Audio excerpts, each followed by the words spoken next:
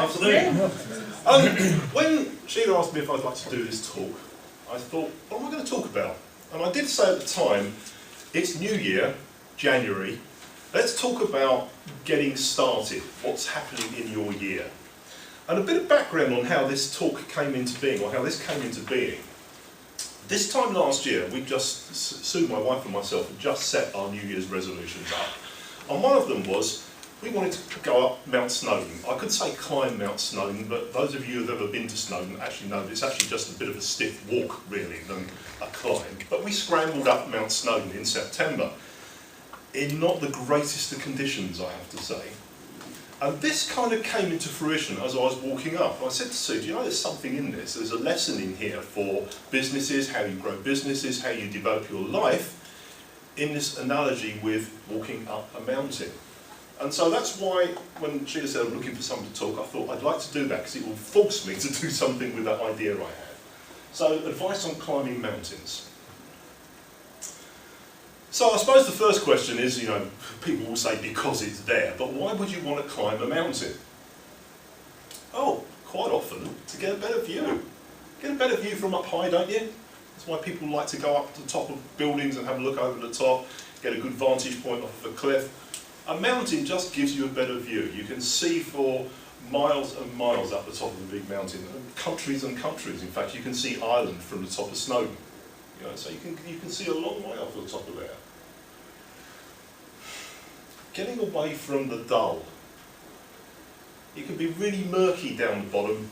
It can be beautiful sunshine up at the top. And for some people, say it's all so miserable. It's all so miserable. You see people walking around with that real heavy weight on their shoulders sometimes. And I quite often say to people, you've only got to go a mile up, maximum, and you'll be in sunshine. What about airline pilots? What a great life they have. They spend most of their time in the sunshine, don't they? It's either night time or the sun's out. Not a bad way to spend your time. You may want to climb it just to get a feeling of feeling good, and being refreshed. The wind in your face, and there's plenty of that if you go up a mountain. Has anybody climbed a mountain, by the way? Have I got any mountaineers in the room? Or people have walked up Snowdon, which is kind of the same thing, but not quite. Okay. It's a great feeling, being out there in the fresh air, isn't it, and taking all that in. So maybe it's just a sense of achievement. For me, that was part of the reason we set that as a goal last year, because this time last year I was 6 weeks post-op from 7.5 hours of work on my heart, which I had done in December 2010. And so for me it was, will the heart be working well enough to be able to walk up Snowdon? How's it going to be? Well, fortunately it is, and I'm still talking about it, so it's all good. But for me that was one of the big reasons for doing stuff like that. This year, a triathlon apparently. So for the challenge was definitely part of what I was doing it for. So what will you need to make the climb? If you're going to climb a mountain, has anybody thought of doing this? Is this starting to become a good idea for you? There's a fabulous cafe, by the way, down the bottom of Snowdon called Pete's Eats, which will really set you up for the climb. If you're going to climb a mountain, you need a reason for doing it. Because it's not something you normally do, is it? Not something you normally get involved with. So there has to be a reason. And you really need, physically and mentally, to prepare yourself for it. Because there is some effort involved. Even if you're just walking up Snowdon, it's 2.5, I think we took 2 3/4 hours to get up, about 1 hour and 3/4 to get down. So there's a fair amount of physical exertion, and there was some scrambling involved in it.